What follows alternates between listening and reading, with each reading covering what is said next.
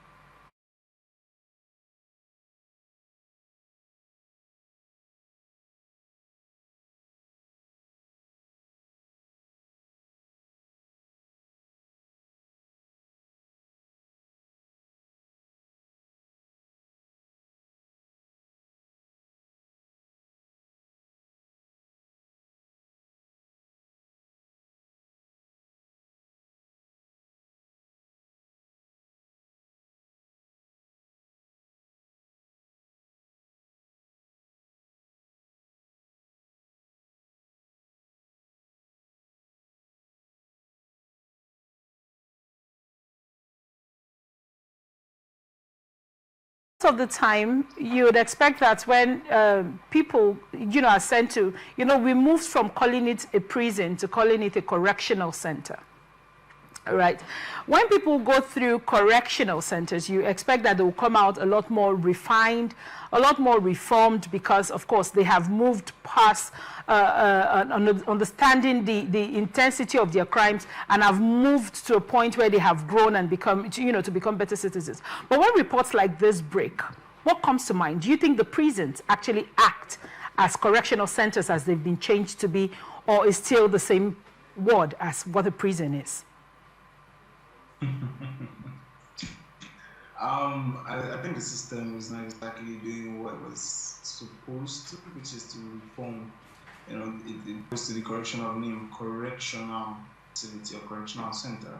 It's supposed to correct those negative behaviors while finding a way to reinforce positive, behaviors. And it just goes to show that we're not something wrong fundamentally. Because barely a week plus or weeks out of prison, he's already back on the street and committing. And this is not an isolated incident. He's not a one-off. There are so many cases of people who leave prison and almost immediately they are back committing, or they're back doing whatever it was that landed them in prison. Why do you think that is? Their time in prison for? Is that? Why do you think that is? Why do you think when they come out, they just go back to this crime that, for some of them, the crimes that even took them into prison for years? Why do you think that is? I'm not to defend anyone, but there are some people that this is fundamentally who, this is all they know. This is how they know how to essentially, let me say, make it. It's their way of survived never since ever. So when they're in prison, if there's nothing to feel in that boat, if nothing to correct the ideology they have, by the time they come out, they go straight back to it. Because there was nothing to fill in that void, there was nothing to correct that learned behavior, that practiced behavior. So now it's seen as, oh, it's a part of them. So automatically, they know nowhere else. Once they come out, it's back to that. Because that's all they know. So I don't know about how Nigerian prisons function in terms of vocational skills and things of that nature, but I feel there are a lot of prisons, particularly in the US, where while you're in prison, you get access to various training programs, you get access to various business creation tips and classes. So I feel if we don't already do that, that would be a great way to fill the void, to change the narrative. Now, this is not me defending anybody, obviously, but it just goes to show that there is something fundamentally wrong with the system.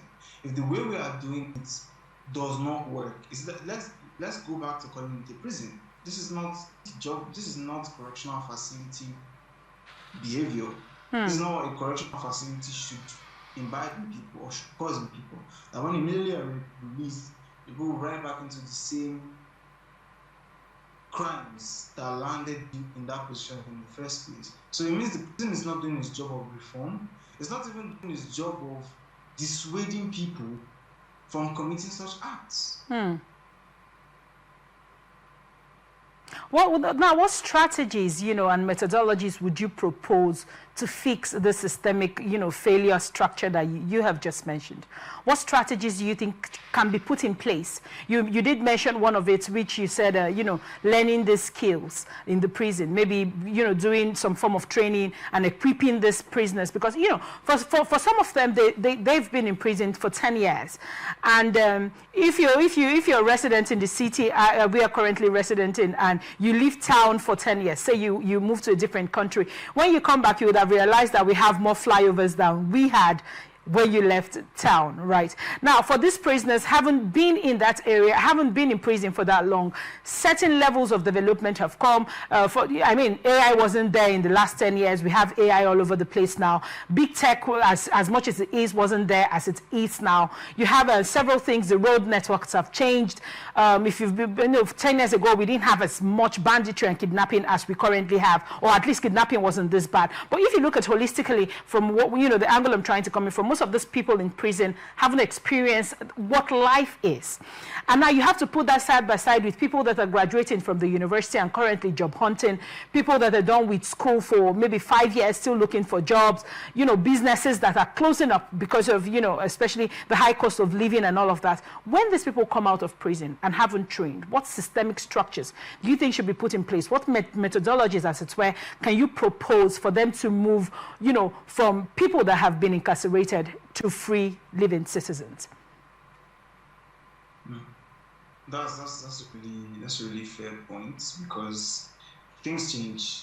Things that used to function, or the way things used to work, may not necessarily work or be in effect. So even if they decide that they want to go back to a certain life or time before they are crying, it's going to be much more difficult for them, because now everything is blurry.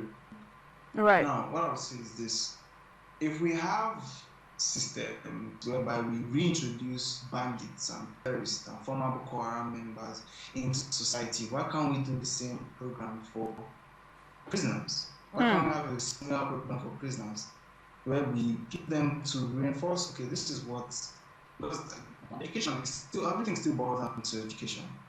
They need to be educated. This is how things are now. This is what is involved. This is what is in effect. These are the type of businesses that you can grow now. These are the type of skills that you can learn that pay in this economy. Because there are things that pay them that don't pay now. A lot of jobs are being taken over by AI.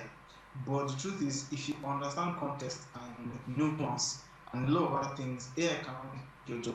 Even if you're a writer, even if you're whatever, all these jobs that people are saying, oh, AI will take your job. If you're a programmer, say, oh, AI can take your job. That's false.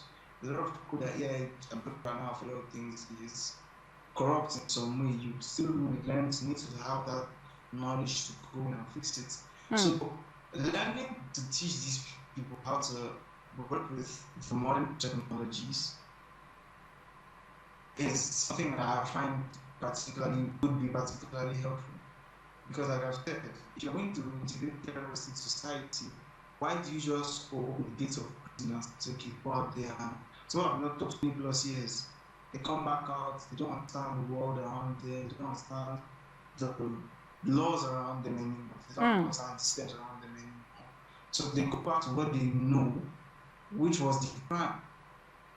So there should be programs that, okay, as a prisoner, maybe a 1 year mandatory program, NYC of sorts, but this one for skill acquisition and training. 1 year after you get out of jail, throughout that 1 year period, you have to hit certain classes, certain expectations, certain goals. And then after that 1 year, you get certified, okay, you have now been trained on this area, on this field. You have gained enough expertise to go on. If you want to start your business or something, you want to work for somebody, practical skills doesn't have to be, everybody can be into tech. That's one mistake we seem to make. We assume that everybody has to go into tech. Give people practical skills, hard workmanship skills, these things, and teach them how to monetize these things. Because one thing to have a skill is another thing to be able to monetize your skill. Right. You know, you talked about all of the skills you've listed, very, very fabulous and, salient points that you raised. But you would agree with me that there are many people in society currently skilled that currently do not have, anything doing. For example, a plumber, right? You have a plumber probably does not have the capital to start up his own business or his own practice and is out there, every day looking for one way or the other to survive. And if the market is saturated with more of these people, how do they train in prison and out of prison to stand out? Do you think the government should come up with methodologies where they get to provide these people with, agencies, so to speak? The Renewed Hope housing plan is currently ongoing for people that get into, skilled work. For example, they become employed by the government to work in places like the Renewed Hope housing plan and all of these other plans that the government have. Do you think that will be a more, straightforward and streamlined process as opposed to getting them certifications, then bringing them out into town to compete with people that are equally talented but do not have jobs? That's a fair one. I think that can even be integrated into the skills training, where they get, at least for the last 3-4 months of their training, they get hands-on practical experience, because they say in a lot of cases experience is actually the best teacher. So if you give this with the knowledge, okay, this is how this is supposed to be, then you put them in initiatives working for the government where they are still supervised, they're still being looked down, their work is being evaluated, and then they perform on these government jobs or like the Renewed House in the channel that you were speaking about. They work on such projects and they gain better experience, gain more experience. If possible, the government can retain them to work on future projects. I don't think that would be a bad one.